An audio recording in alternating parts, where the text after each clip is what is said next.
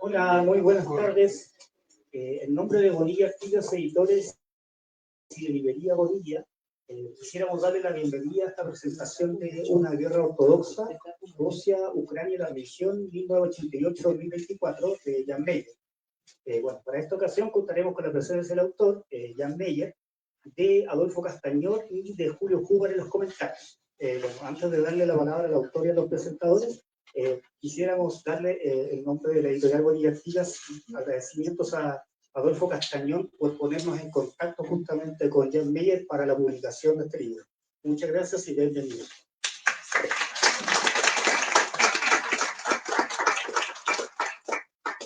Bueno, gracias a ustedes, gracias a Jan Meyer, al sello de la editorial Bonilla, Juan Luis Bonilla, y a la Universidad de Guadalajara, a Julio Huber y a todos y cada uno de ustedes por estar acompañándonos. Sí, muy bien. Gracias a todos ustedes por estar con nosotros en la presentación de este libro de Jan Meyer. Gracias a Juan Luis Bonilla y a todos y cada uno de ustedes, a Julio Huber y por supuesto también a la Universidad de Guadalajara, que es coeditora de este libro. La publicación de esta obra no es un azar. Este es, de hecho, el segundo tomo de su historia religiosa de Rusia y sus imperios, publicada en 2022 por Siglo XXI. Y al abrir este primer tomo, el autor se preguntaba, ¿por qué un libro dedicado a la religión?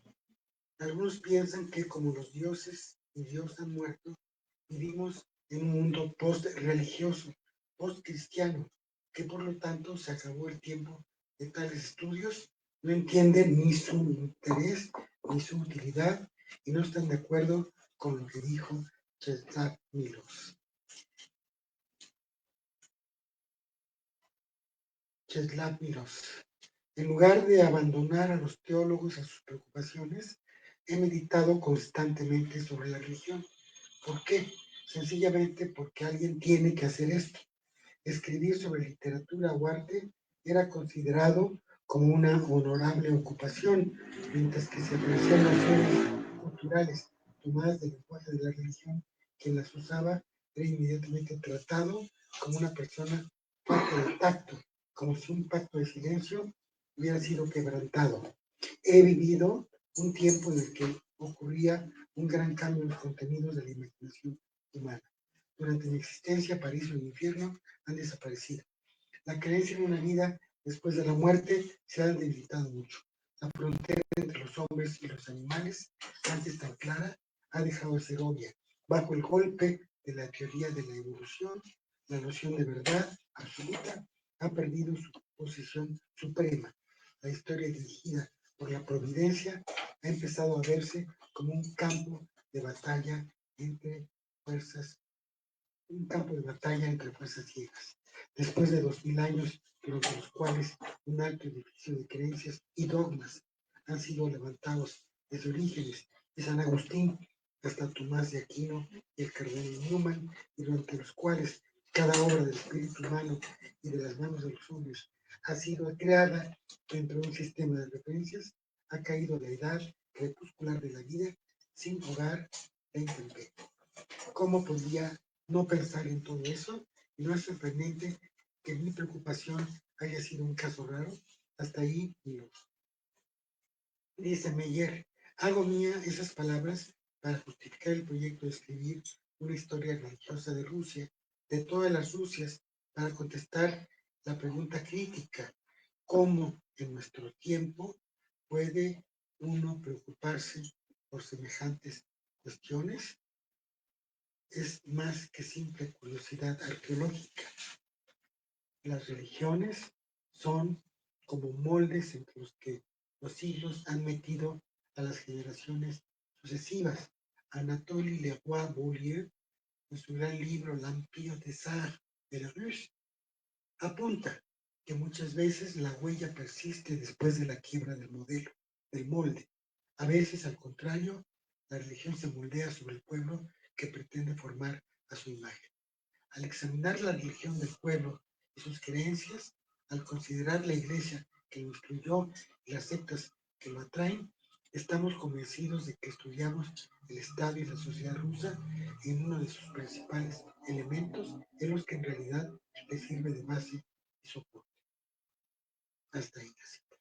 Jan Meyer antes había editado otros muchos libros sobre el tema, como ya los tienen algunos: Rusia y sus imperios, por el fondo, en 97, 1894-91, los dos volúmenes dedicados a la perestroika o El campesino en la historia de Rusia. Pero aparte, ha completado ese itinerario ruso con una serie de libros sobre México, la cristiada, la cruzada por México, los católicos en los Estados Unidos y la cuestión religiosa, historia de los cristianos en América Latina, Samuel Ruiz en San Cristóbal, Joel Francés sobre los soldados en el imperio, el sinarquismo, el cardenismo y la iglesia, la Revolución Mexicana, y otro que tiene que ver con estos temas, la gran ortodoxia, la iglesia católica y ortodoxa desde los orígenes hasta nuestros días.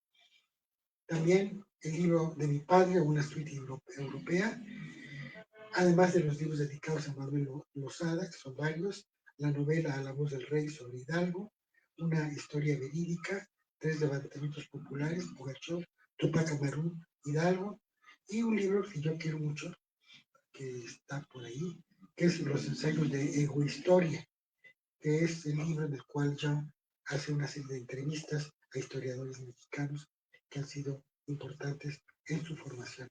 Aparte de eso, está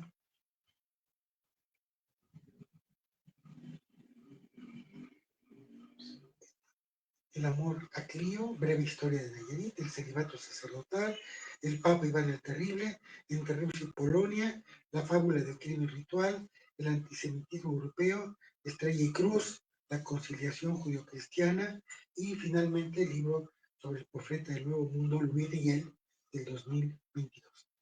Esta urdimbre de libros, que están ahí algunos, no todos, de alguna manera nos hace ver que hay como una especie de indagación conjunta entre el tema de Rusia, del catolicismo, de la ortodoxia, de América Latina y de la guerrilla, de los movimientos campesinos y el mundo contemporáneo. Y se podría decir que todo eso semeja a una sinfonía, una palabra que resuena mucho en el libro que estamos trabajando aquí, en la que se retoman y reelaboran los temas del catolicismo, el campesinado, las iglesias en las Américas, nunca mejor dicho, la religión y la trascendencia como hechos encarnados y vividos o revividos a través de una fragua que es a la par histórica, geográfica, religiosa, política y siempre literaria, es decir, personal. Una guerra ortodoxa. Rusia, Ucrania y la religión, 1888-2024, es en primer lugar, como lo dice él, un esfuerzo de síntesis sobre el tema conflictivo y bélico enunciado en el libro. Es además, yo diría, un atlas del tema y un reojo a la política mundial en la cual no está ausente nunca México, pues tanto nuestro país como Rusia y Ucrania están asentados y arraigados en una cultura campesina y religiosa, cosa que a veces los mexicanos y algunos rusos suelen soslayar.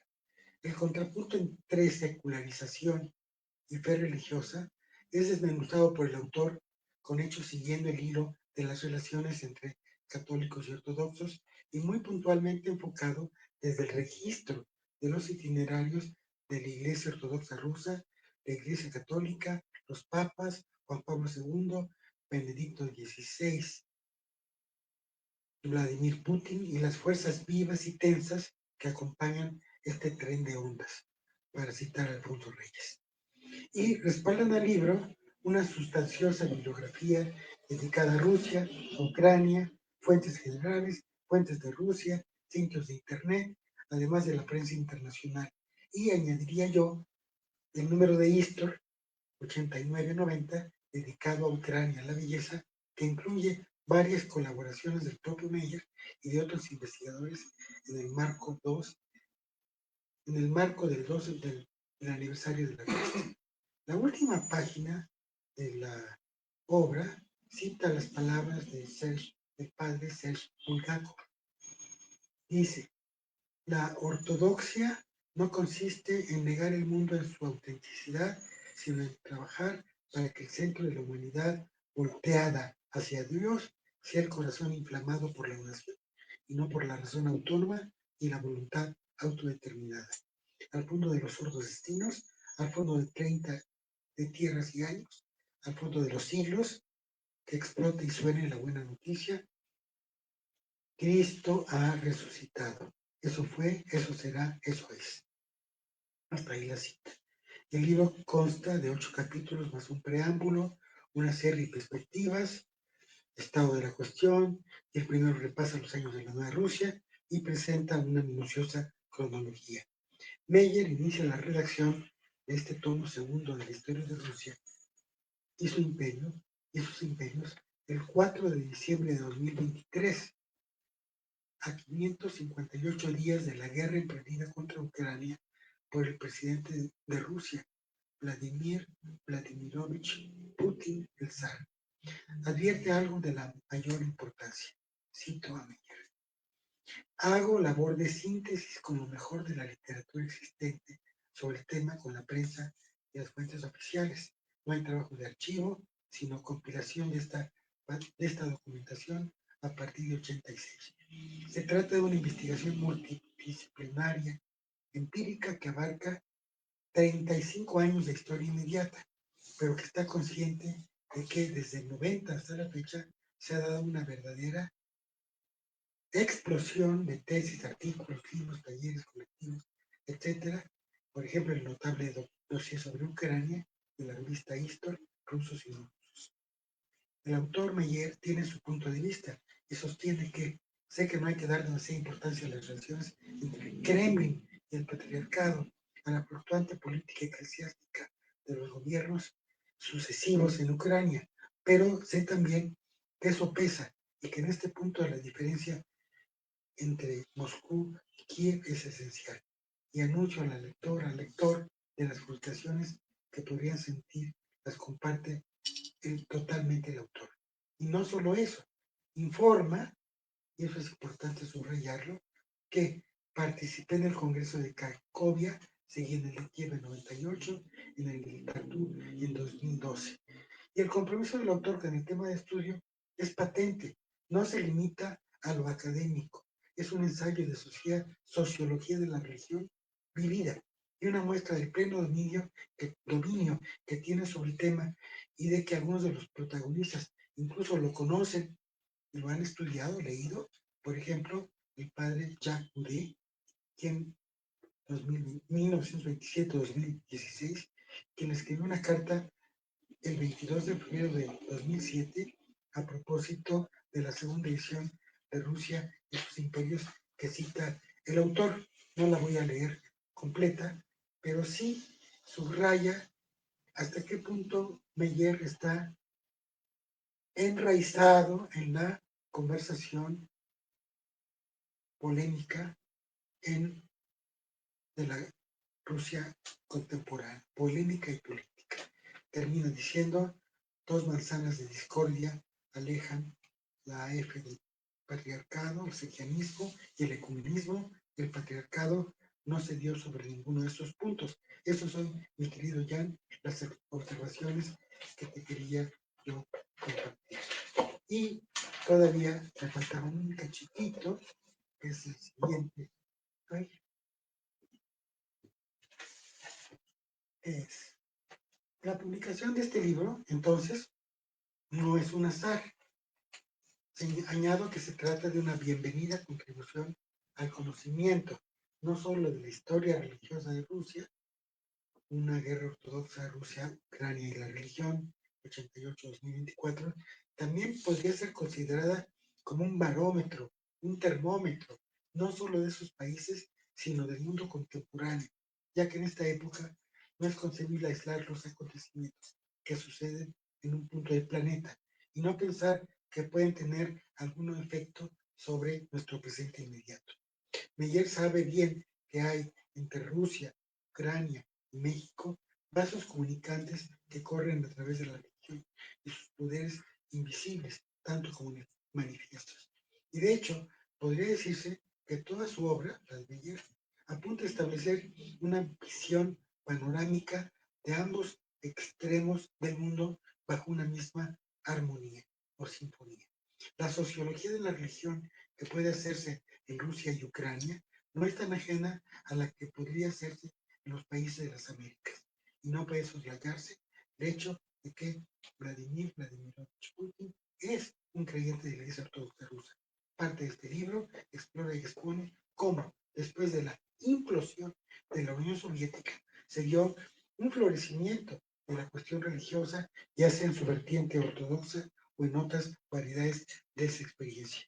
El autor no solo nos adentra en el mundo de Rusia y la ortodoxia en el momento actual, sino también nos hace ver hasta qué punto modelan el presente porvenir del mundo.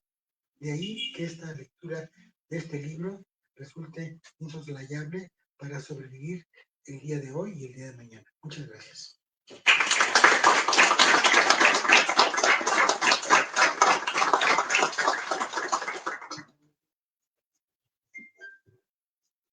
Gracias. Copio y extiendo las mismas gratitudes que externó Adolfo.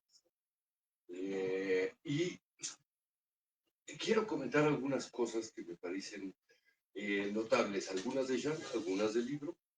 Y quiero empezar por una analogía. En un reloj analógico tenemos 3 manecillas. Estas 3 manecillas, horario, minutero, segundero, caminan de modo distinto. Si tomamos la trifuncionalidad occidental, la parte del comercio, digamos, para entender de alguna manera, es el segundero. El tiempo es rapidísimo en la economía, en la transacción, en el comercio. El tiempo de las decisiones políticas es el minutero. Se mueve, se logra ver, aunque se mueve mucho más lento. Eso equivale a la función de la potestad en la trifuncionalidad indoeuropea. Pero la otra manecilla es la religiosa. El tiempo de la religión es mucho más lento que el tiempo de la función política o el tiempo de las operaciones de intercambio.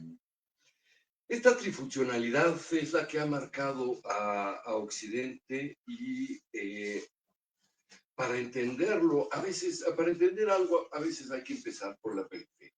Jean se ha hecho indispensable para entender la periferia de Occidente. Me explico de esta manera. Si a un europeo le preguntamos, ¿Rusia es Occidente? La respuesta sería sí, pero. Y si le preguntamos, ¿México es Occidente? Sería lo mismo. Sí, pero. Ajá. Somos occidentales con peros.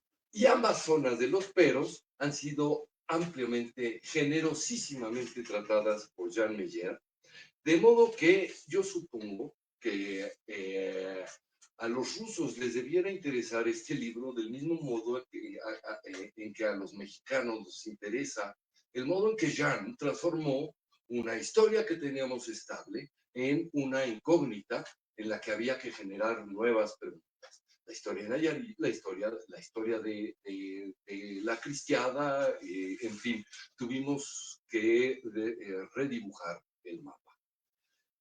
Digo que ha de ser lo mismo con Rusia porque dentro de su obra hay esta línea de libros de una importancia notable, porque además en español no hay nada de calidad semejante a como no sean traducciones. El de Rusia y sus imperios, que publicó el Fondo de Cultura Económica. Es un libro magnífico, es el más lineal de los tres.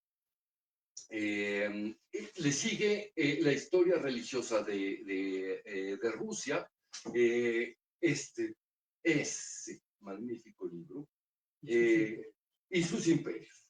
Rusia y sus imperios es un magnífico libro que comienza a dejar de ser una historia lineal. La primera parte es una historia narrativa con una capacidad de síntesis magnífica, admirable, sabrosamente legible, y conforme nos acercamos al presente, la realidad se hace ancha, se empieza a volver compleja. Hay que detenerse, hay que retomar algún asunto, volver a entrar por este recoveco, recuperar territorio y hacerlo de nuevo. Queda al final la incógnita en 1988. Y el lector ya sabe que después de ese 88 viene algo terrible.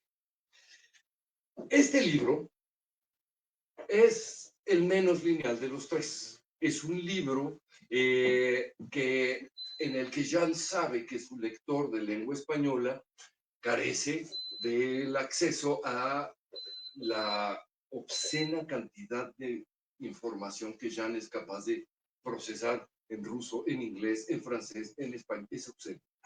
Es casi, es sobrehumano. Hay algo monstruoso en el. No estoy exagerando. Sí te leí. Colosal. Colosal. De modo que Jan tiene la generosidad de introducirnos en una especie de técnica como la de las Polaroid de Hockney. No sé si las recuerdan o las conocen. Son David Hockney, el artista plástico, tomaba fotografías con una cámara Polaroid de una misma persona de muchos distintos ángulos y las volvía a armar, de modo que la sensación final es el reconocimiento completo y cabal de la persona retratada, pero al mismo tiempo la imposibilidad de juntar una parte con la otra. Así de complejo. El libro Jan sabe que tiene que detenerse y volver a explicar las consolidaciones y desates de las iglesias, la IOR que llama la Iglesia ortodoxa rusa, que se arma, se desarma, se transforma y entiende al mismo tiempo esta forma de la historia que no depende del minutero de la política, que depende de trayectos más largos, más permanentes, el horario del reloj. De modo que ha hecho un trabajo como de desmontar la carátula del reloj y sin dejar de señalar hacia el secundario y hacia el minutero, concentrarse en el trayecto del lento. Del horario. Un trabajo realmente difícil porque son tres tiempos completamente diferentes. Sin embargo, el resultado, si bien no es una historia sencilla y lineal, no podría haberlo sido.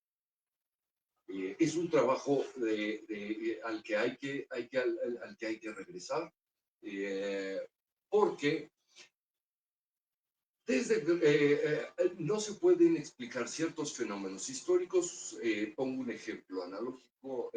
Digamos, la burguesía era un tema aparentemente conocido hasta que Bernard Croitus escribió su historia de la perdón, que es una obra maestra porque se dedicó a recabar misales, informaciones de parroquias, en fin. Y entonces pudimos comprender que aquel fenómeno que tanto leíamos en marxistas y contramarxistas o en poetas y antipoetas del siglo XIX, se trataba en realidad de una mentalidad estabilizada de otro modo en el horario, no en el minutero y no en el segundero. Esto ha hecho Jan Leyer. algo semejante además en una circunstancia terriblemente difícil, porque veníamos apremiándolo, supongo que yo fui el número 300 o algo, en exigirte que te apuraras una vez que había salido, que había terminado de leer este libro, suplicarte prisa porque urgía la siguiente parte. Salió con un tiempo perfecto. Un año más hubiera obligado a otras 300 páginas. Pero se trata de una exploración de la vida religiosa en medio de un fenómeno terrible y terriblemente injusto.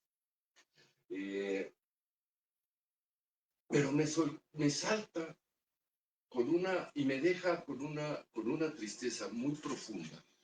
Cuando leo al patriarca Kirill en 1999, un año antes de Putin, decir cosas como la unión de la doctrina neopagana con la ética cristiana y derivar en que las normas internacionales modernas son esencialmente y exclusivamente occidentales y liberales. Está criticando, está negándose a aceptar la Declaración Universal de los Derechos del Hombre de 1948. Acusa a los derechos humanos de ser ideología esencial y exclusivamente occidental y liberal. Esto es un año antes. Esto está, salud, tendiendo la cama de la tiranía. No es poca cosa la influencia, como mencionaba, de la ideologización de la religión. Es una de las cosas más peligrosas de la historia, y lo digo siendo católico, además.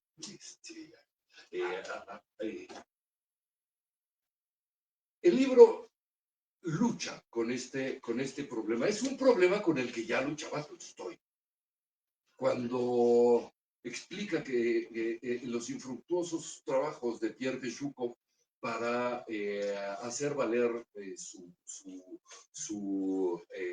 masonería, porque en Rusia nunca se había instalado del todo el sistema racional, la lógica. El espiritualismo ruso impedía ciertas formas de la civilización, dijo Tolstoy. Y entre esas formas de la civilización, en esa misma novela, hay otro momento paralelo o originador de circunstancias actuales. El mismo Pierre Bejoukov dialoga con su amigo Alexei.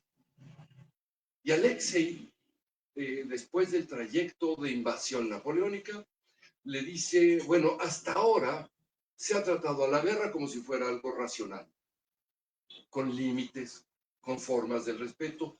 No hay que olvidar que esto sucede justo antes de la batalla de Borodino, y Napoleón había vencido a Prusia, a Austria, a Polonia, a Dinamarca en el camino. En esa forma de la guerra, Napoleón había enfrentado a las otras coronas en una escaramuza, en un par de cañonazos, y todos habían entendido que con eso era suficiente y habían depuesto su posición. Sin embargo, al llegar a Rusia, le cuenta a Alexei y le responde a Bejoukov que al diablo con la racionalidad de la guerra, que se trata de una forma del alma, que se trata de una forma del espíritu, y que la teoría de la historia es que habrá un péndulo, un empuje desde Occidente, será respondido con un empuje desde Oriente. Eso parecía un ensueño de historiador del siglo XIX y una fantasmagoría con la que uno no entiende bien si Tolstoy estaba o no estaba de acuerdo. Lo que no pensábamos es que en el siglo XXI esto fuera a suceder.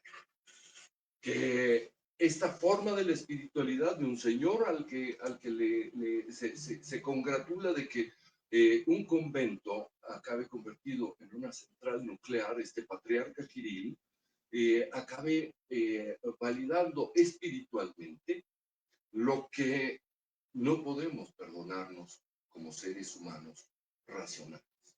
Esta forma que ha tenido distintas presentaciones, algunas terriblemente prácticas, otras en una filosofía bastante despatarrada hasta donde puedo colegir, porque las traducciones son muy pocas, llamada eurasianismo,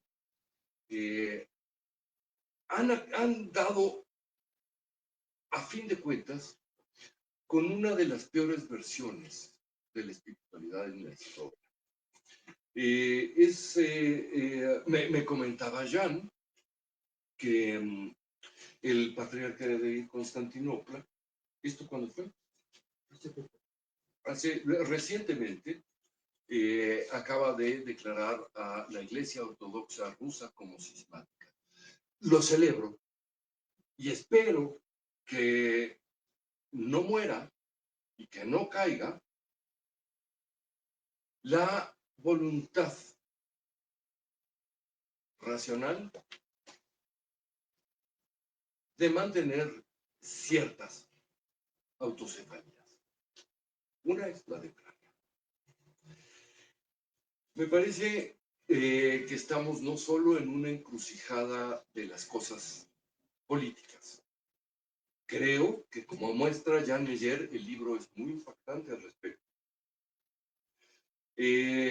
Estamos regresando a una era en donde no podemos narrarnos nuestras propias historias a menos que recurramos al espíritu.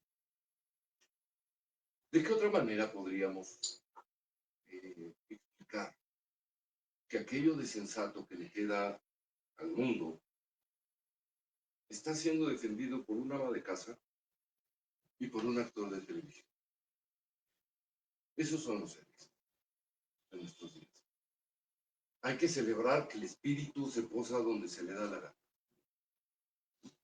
Y en este caso celebro estas dos cosas, pero no se pueden entender del todo, a menos que uno recorra este libro. Y lo digo como hablante del español. No hay manera, no encuentro otra posibilidad de dotarme de una visión sensata, objetiva y veraz, que deja de ser una mera opinión para convertirse en un principio de tema. Gracias.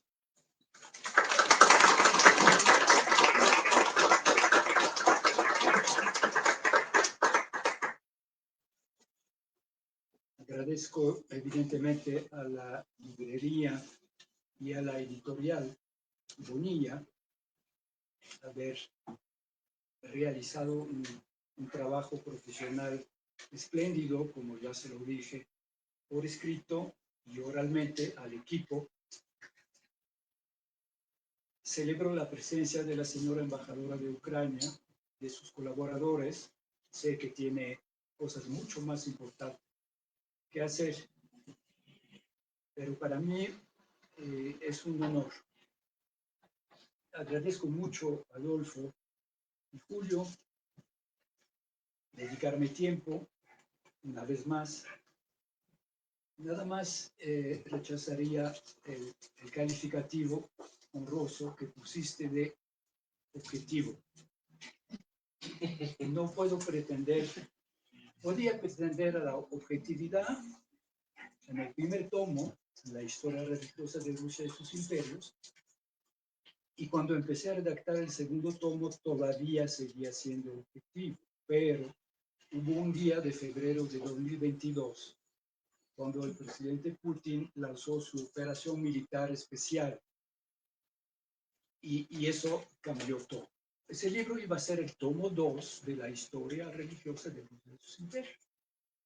Disponía de una base de sociología religiosa gracias a los amigos desconocidos, ucranianos, polacos, húngaros y alemanes, que encontré en varios coloquios de sociología de la religión en Cracovia en 1999. El siguiente fue en Lviv, en Ucrania, y el siguiente en Tallinn, en los países bálticos.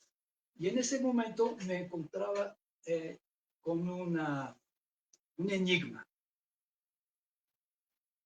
porque los datos de la sociología religiosa contradecían el obvio renacimiento de la iglesia, de la gran iglesia ortodoxa de Rusia. Una iglesia que salía del cautiverio, del largo cautiverio de 80 años soviéticos, una iglesia pobre, una iglesia con un puñado de obispos, con unos miles de sacerdotes, y que en 20 años se había transformado en una iglesia riquísima, opulenta, con 300 obispos y 20.000 sacerdotes. Pero, y ahí empieza el problema, la participación religiosa de los rusos, que en 80% se definen como ortodoxos, la participación es incluso más baja que en Europa Occidental, que en Francia, que en Alemania, que en Inglaterra. ¿Cómo se mide? Uno puede decir que las medidas sociológicas no pueden saber lo que hay en el corazón de la gente. Entonces, uno se fija en la asistencia a la misa o a la liturgia en los países católicos, protestantes y ortodoxos.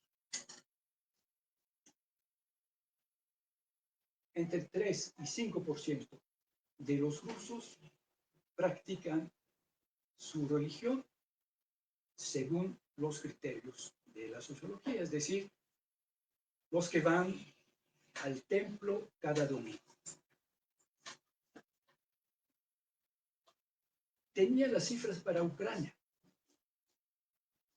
Bueno, para empezar, la situación en Ucrania es mucho más complicada porque en Ucrania hay una mayoría ortodoxa, pero hay católicos latinos, hay católicos de rito oriental unidos a Roma, pero que realmente son muy cercanos a los ortodoxos, una importante comunidad judía, la segunda más importante de Europa después de la francesa, e incluso minoría musulmana, ahora perseguida porque se encontraban en Crimea, y la práctica religiosa en Ucrania rompe todos los récords, es de 30%. Una de las explicaciones es que siglos de convivencia, de pleitos y de convivencia entre las diversas iglesias cristianas, bajo la mirada un poco estupefacta y evidentemente crítica de los judíos y de los musulmanes, enseñó a la vez la tolerancia a regañadientes, pero la tolerancia, ni modo, aquí están y hay que aguantarlos, y la competencia. Y las iglesias, la competencia se sabe que en democracia, cuando la competencia es honesta y vital, la democracia es fuerte. No es casualidad que Ucrania ha optado por la democracia. Ucrania a lo largo de, digamos, desde que se pudo salir de la Unión Soviética, desapareció la Unión Soviética, ha conocido la alternancia política constante. Pocos presidentes han podido reelegirse. Bien. Pero en ese momento, cuando yo estaba trabajando objetivamente sobre estos temas, empieza la guerra. Y debo decir que en ese momento no puedo pretender a la objetividad, pero bueno, en YouTube ustedes pueden ver una catedral gigantesca que fue inaugurado en 2020, que está en las afueras de Moscú, una catedral dedicada a las Fuerzas Armadas rusas. Un disidente, porque en Rusia de nuevo hay disidentes como en la antigua Unión Soviética y están igualmente perseguidos, condenados, encerrados. Un disidente dijo, esa catedral habría que llamarla la catedral a la diosa Nike, la diosa griega de la guerra. ¿Por qué? En un fresco, un soldado mira al horizonte con sus binoculares y tres otros soldados operan un cañón de la antiaérea, de la defensa antiaérea. Atrás se ve las torres del Kremlin, en el cielo está lleno de globos, los cepelines, que son parte de la defensa antiaérea, y en una luz dorada que sale del icono de la Virgen, el icono lo presenta un ángel. Bueno, es solo una de las escenas bélico-religiosas de esa extraña catedral inaugurada en 2020. Al mismo momento en que el patriarca Kirill organizaba grandes ceremonias para celebrar el 800 aniversario del nacimiento de Alexander Nevsky, santo de la Iglesia Ortodoxa de Rusia, canonizado en el siglo XVI, el que derrotó primero a los suecos en el río Neva, por eso se llama Nevsky, y después, yo creo que todos vimos la película de Eisenstein, Alexander Nevsky, derrotó a los caballeros teutónicos en el hielo del lago Peipus. Se llama la batalla de los hielos. Bueno, en 2020, el patriarca Kirill relanzó el culto a San Alejandro Nevsky como preludio a la guerra contra Ucrania. Porque es un príncipe guerrero que derrotó a los suecos y a los alemanes, a los caballeros teutónicos, que representan la Iglesia Católica, maldita, y luego fue, porque coincide con la conquista, con la destrucción de Kiev por los mongoles y la conquista de lo que hoy es Rusia por los mongoles. Y Alexander Nevsky se puede entender perfectamente, se ve en la película de Eisenstein, se vuelve vasallo del gran Khan mongol, Tatar, que es lo mismo. Y en la gran exposición que organizó el patriarca Kirill en 2020, alrededor de Alejandro Nevsky, hay una serie pedagógica que explica a los niños, porque llevan a todos los niños de las escuelas a ver la exposición, que el gran príncipe derrotó al occidente, que periódicamente viene a destruir Rusia. Después de él vino Napoleón, después de Napoleón vino Hitler, y por cierto, Stalin también había relanzado un culto no religioso, pero patriótico a Nevsky. Encargó la película precisamente pensando en el conflicto con Alemania. La película es de 1938, sale en 39, se suspende, ¿no? Porque se firma el pacto germano-soviético. Entonces, en ese momento, Hitler es el aliado de Stalin, entonces se suspende la película. La película vuelve cuando Hitler, como bandido que no respeta la palabra, pero entre bandidos no hay palabras, ¿no? Agrede a la Unión Soviética en junio de 1941. Pero la exposición insiste, de Occidente siempre viene el invasor. Y en el Oriente encontramos amigos y aliados. Justifica la sumisión de Alexander Nevsky al Gran Khan, lo presenta como una alianza, como ahora la alianza entre la Rusia de Putin y China de Xi Jinping. La catedral simboliza lo que intento decir en mi libro. La religión, tal como la concibe el patriarca Kirill, patriarca de Moscú y de todas las Rusias, es el título exacto. Y todas las Rusias precisan, es Rusia, es Ucrania, es Bielorrusia, es Moldavia y son los países bálticos. La religión como la concibe el patriarca, sus obispos, creo que casi todos, uno solo no manifestó entusiasmo a la guerra contra Ucrania. Era un hombre muy importante que posiblemente todo el mundo decía que iba a ser el sucesor del patriarca, la muerte del patriarca, el metropolita Hilarión Aliyev. Primero le quitaron sus funciones y lo mandaron un poco en exilio como metropolita de Hungría, de los ortodoxos de Hungría, y hace un mes, no encuentro la palabra, ¿cómo se dice?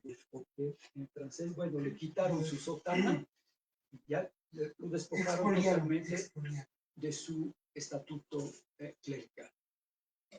Todo porque se había atrevido a no a protestar, sino no aplaudir a la guerra. Y la gran mayoría del clero se encuentra en sinfonía perfecta con la visión del mundo del presidente Putin, que lleva 25 años en el poder. Empleo la palabra sinfonía adrede porque es una teoría política religiosa que se elaboró en el Imperio Romano de Oriente en tiempo de Justiniano, el gran emperador Justiniano, y según la cual entre la Iglesia y el Imperio debe existir una sinfonía. En enero de 2024, en las calles de Moscú, pero también en enero de 2025, en las calles de Moscú, lo vi ayer en un video que mandó un informante ucraniano en Kiev Independent. Uno puede ver grandes carteles justo frente a los templos. Cuando uno sale del templo, del otro lado de la calle está el cartel que celebra la guerra. Bueno, no es la guerra, la palabra está prohibida, es la operación militar especial. Cito como hazaña sagrada. Es una campaña de reclutamiento. En el panel usted ve un soldado enmascarado, armado, y con unas figuras religiosas, fusión ejemplar de lo sagrado con lo secular. En la fotografía que vi ayer, la mitad izquierda la ocupa un Cristo de pie, cargando una espada. Jamás he visto una figura ni en Occidente ni en Oriente representando a Cristo con una espada. Con una espada y sobre su cuerpo en letras antiguas, de tal manera que parece un texto religioso. Efectivamente es un texto religioso. Es una cita de Ezequiel 25:17. Ejerceré contra ellos una gran venganza. En la mitad derecha del panel, 3 soldados enmascarados, con ángeles atrás. El de en medio está aureolado por una gloria. Y abajo, y para mí es muy desagradable porque son 4 versos de un gran poeta, Nikolai Gumilov, que fue fusilado por los bolcheviques, falsamente acusado de un control monárquico. Era el esposo de Ana Akhmatova, la gran poeta. Bien, y esos versos, mi traducción es mala, es aproximada, pero los versos dicen: de verdad es glorioso y santo, es gloriosa y santa la gran hazaña de la guerra. El serafín luminoso se levanta detrás de los soldados.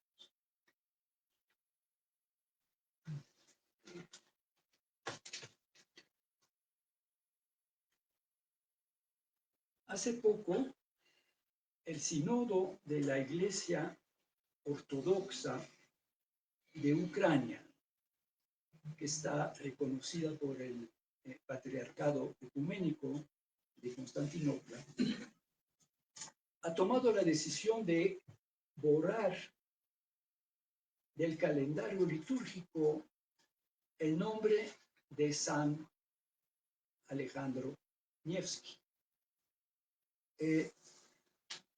Creo que hace mucho que en la Iglesia Católica no mencionamos a muchos santos a la hora de la liturgia, pero en todas las iglesias ortodoxas, en un momento dado, se invocan los grandes santos, tanto los de la Iglesia Católica hasta el siglo XI.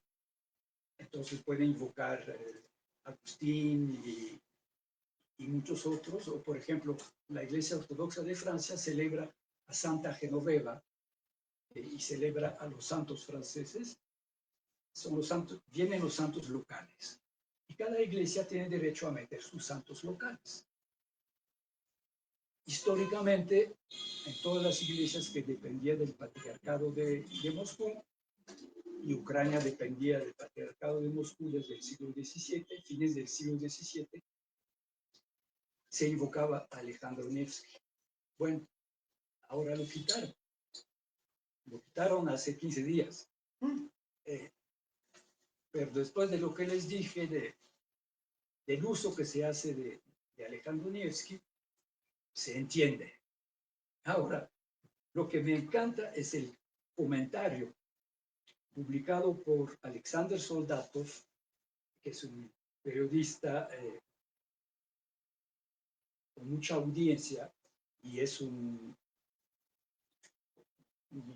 quiero decir perro, pero es un defensor absoluto de la guerra, rabioso. Y entonces él dice que esa decisión de la Iglesia Ortodoxa de Ucrania es un misil nuclear espiritual lanzado por Kiev contra Moscú. Bueno, por cierto, algunos comparan la sinfonía actual entre Iglesia y Estado a la que armó Stalin entre 1943 y 1953, hasta su muerte. Y esa sinfonía, entre comillas, perduró hasta el final de la Unión Soviética. Es cierto que entonces existía, como ahora, una colaboración, pero ahora es una colaboración entre iguales. Y en aquel entonces, la iglesia, la pobre iglesia que salía de los campos de concentración, de trabajo, del Gulag, que no tenía fuerza ni medios, estaba totalmente controlada y peor tantito, perforada por el KGB desde el seminario. Localizaban a los muchachos más listos, más inteligentes y les ofrecían el pacto. Tú llegarás a ser obispo. Tú vas a ser ortodoxo, que creas o no, no nos importa. Y nosotros de lejos te ayudaremos siempre. El patriarca Kirill es uno de esos brillantes muchachos que fue reclutado por el KGB antes de cumplir los 30 años. La policía, los servicios de seguridad suizos tienen todo el expediente. Porque antes de cumplir 30 años, él ya era metropolita, que es el equivalente de obispo, y el representante de la Iglesia Ortodoxa de Rusia en el Consejo Mundial de las Iglesias. Y pasaba más de la mitad del año, durante 10 años, en Suiza, en Ginebra. Por eso los suizos tienen su expediente. Bueno, y Putin era teniente coronel del KGB.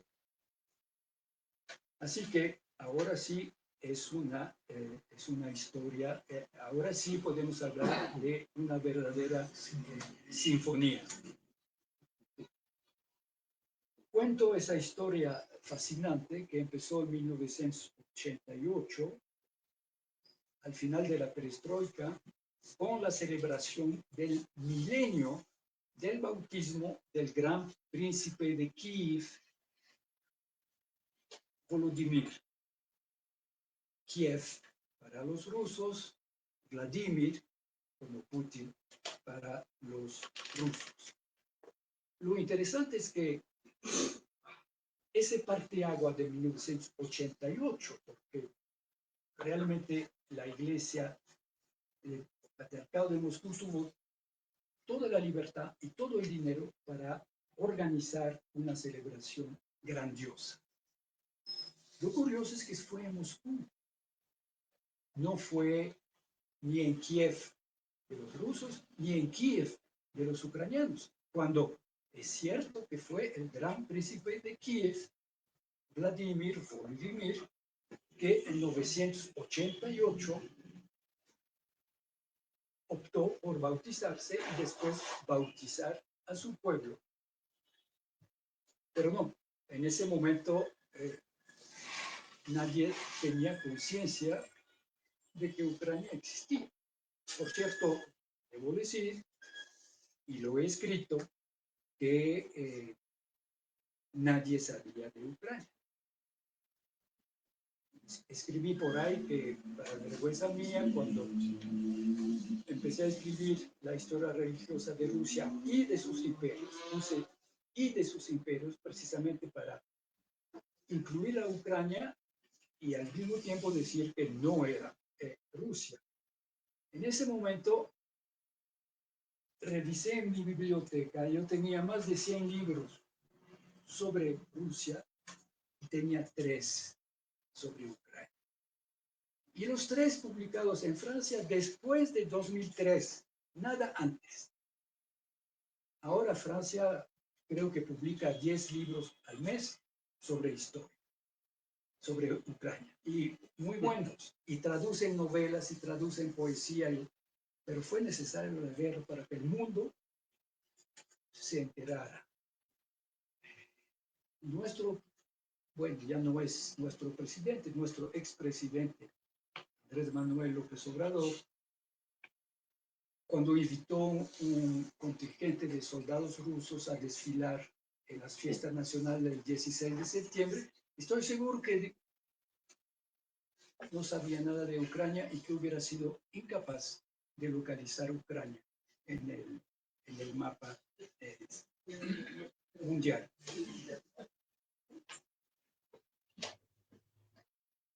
Ese discurso belicoso, clerical,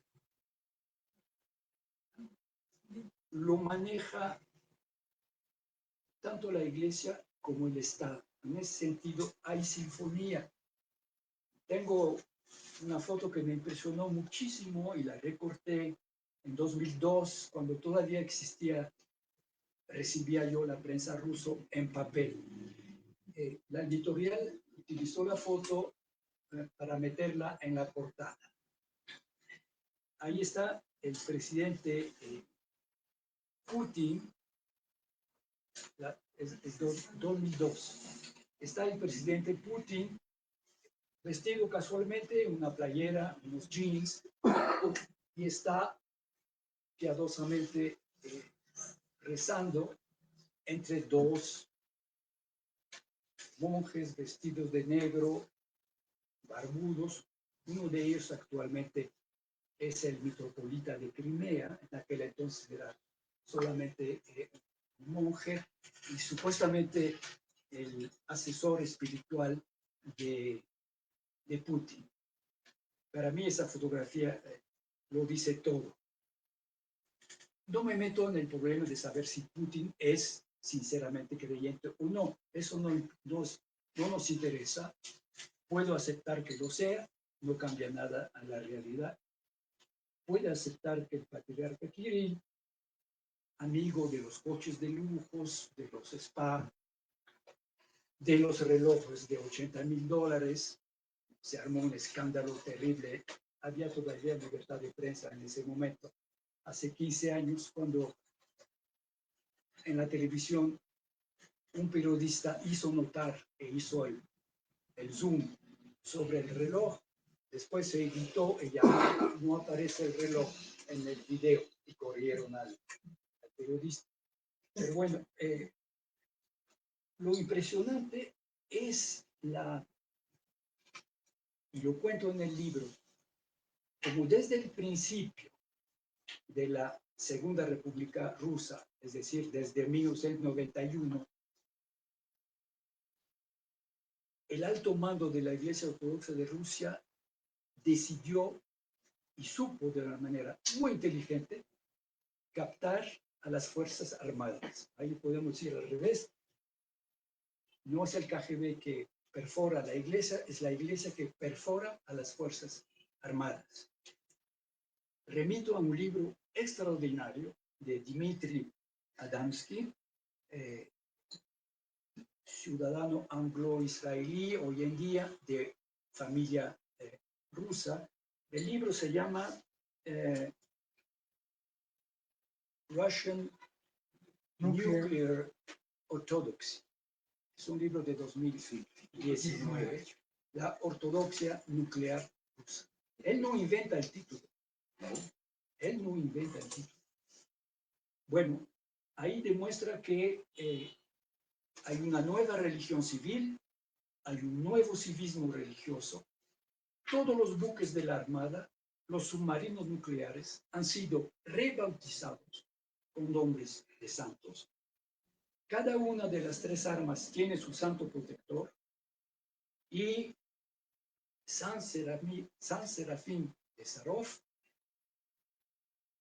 un gran santo del principio del siglo XIX, milagroso, con visiones. San Serafín de Sarov es el santo patrón del escudo nuclear ruso. Hay una leyenda fabulosa a partir de un hecho real. San Serafín, solitario, que vivía en el bosque, tuvo tantos discípulos que finalmente fue obligado a construir un convento. Un convento cerca del pueblo de Sarov, por eso se llama San Serafín de Sarov. Cuando la persecución religiosa desaparecen los monjes, de tiempo de bolchevique, desaparecen los monjes y el convento está confiscado. Cuando termina la Segunda Guerra Mundial, Stalin instala en lo que queda del convento el equipo que va a construir la primera bomba soviética y después la bomba de hidrógeno Y Sarov se vuelve una ciudad cerrada que desaparece del mapa, cambia de nombre, se llama Argamás, no me acuerdo del número. Pero lo que primero el patriarca Alexis y luego el patriarca Kirill, que era su brazo derecho desde un principio, podemos decir que Kirill es la cabeza de la Iglesia Ortodoxa de Rusia desde 1988. Desde 2009 es patriarca en título, pero desde antes era.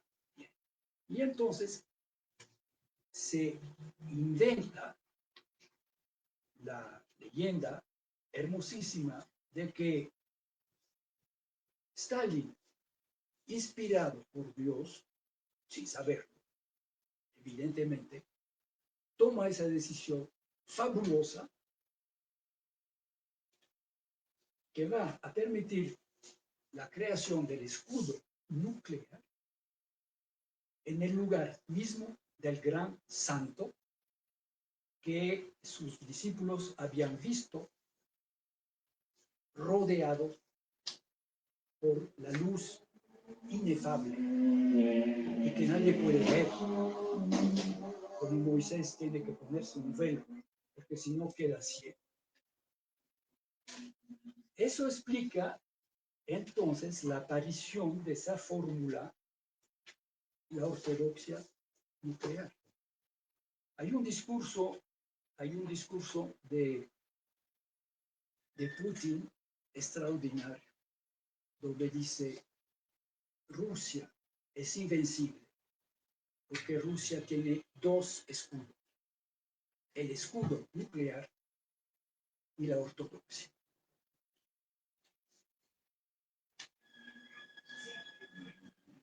Y en otro discurso, en 2023, cuando había ruidos de que si vamos a entrar a la Tercera Guerra Mundial, si va a haber guerra atómica, Putin dijo: nosotros no le tenemos miedo a la guerra nuclear, aunque todo el mundo se queme, porque nosotros iremos al cielo mientras que ellos irán al fuego eterno del infierno.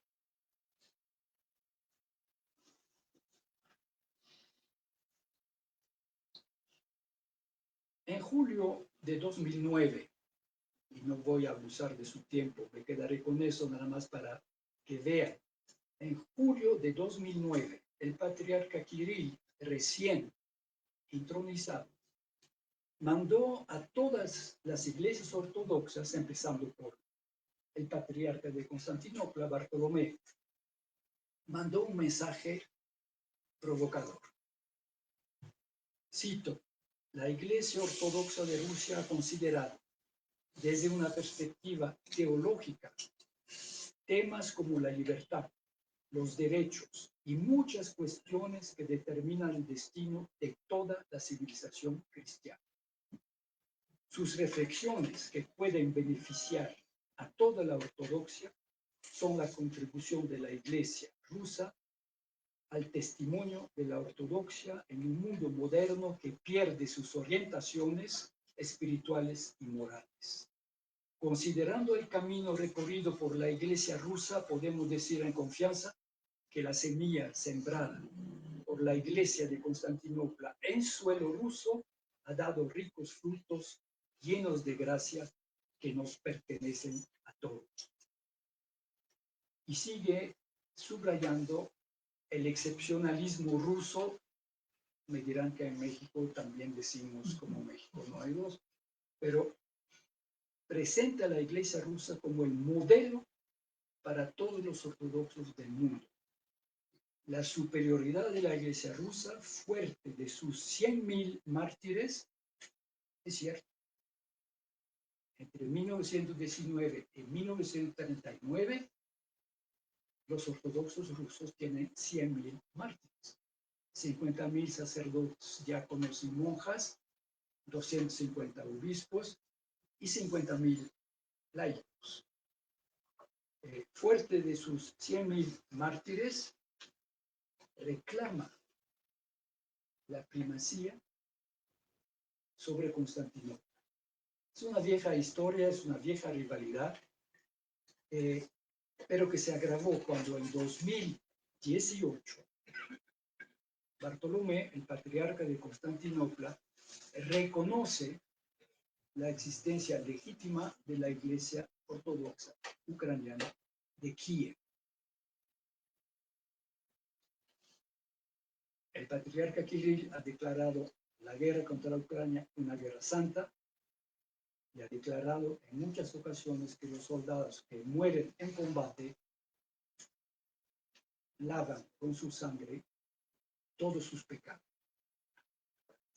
Es cuando hace poco el patriarca de Constantinopla afirmó con tristeza que la Iglesia Ortodoxa de Rusia había caído en el cisma. El cisma es cuando una iglesia se separa del resto de las iglesias. ¿Por qué? Porque a fines del siglo XIX, en un concilio de las iglesias ortodoxas convocado por el Patriarcado Ecuménico, que es el título del Patriarcado de Constantinopla, no recuerdo en dónde fue, pero definió una herejía que llamó filetismo. Yo no sé el griego, tú sabes el griego. Viene de filetismo, es la traducción de una palabra griega, Sí. y significa la confusión entre cristianismo y nacionalismo. Es decir, todas las iglesias o todas las naciones cometieron ese pecado de filetismo. Los alemanes en la Primera Guerra Mundial, en la hebilla de sus cinturones, se podía leer Gott mit uns, Dios está con nosotros, ¿no? Emmanuel, en hebreo. Cuando los ejércitos de Brasil, Argentina y Uruguay cometieron el genocidio en Paraguay, sus obispos cantaron un Te Deum para dar gracias a Dios por haber exterminado a los indios paraguayos. Así que, digamos, pocas naciones se salvan de la herejía de filetismo. El problema es que en este caso es la Iglesia Ortodoxa de Rusia. Bueno, con eso me quedo.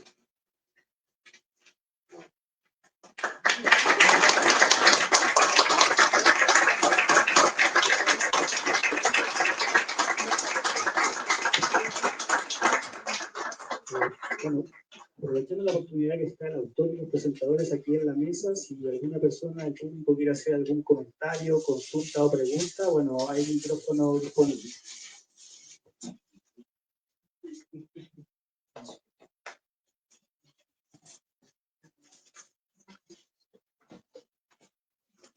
Bien, muchas gracias a Jan Meyer, todos los panelistas.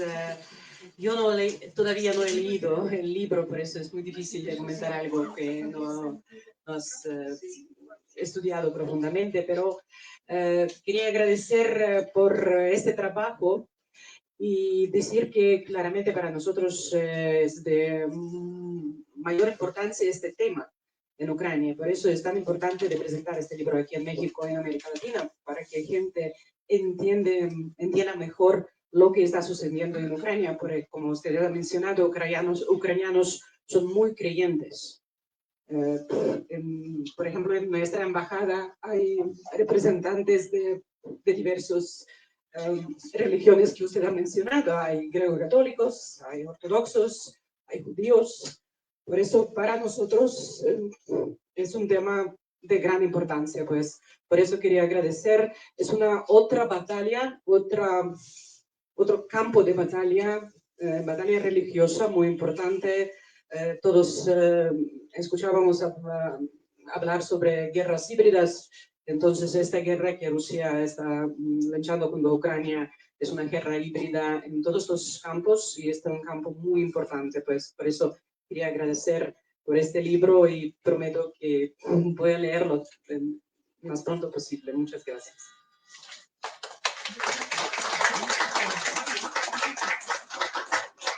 ¿Algún otro comentario, consulta o pregunta?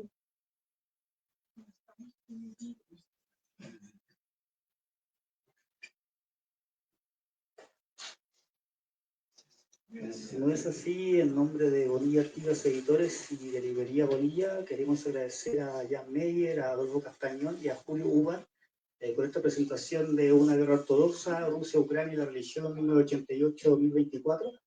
También aquí al público presente, los invitamos también a un vino de honor, en este caso por la presentación del libro. Muy buenas tardes.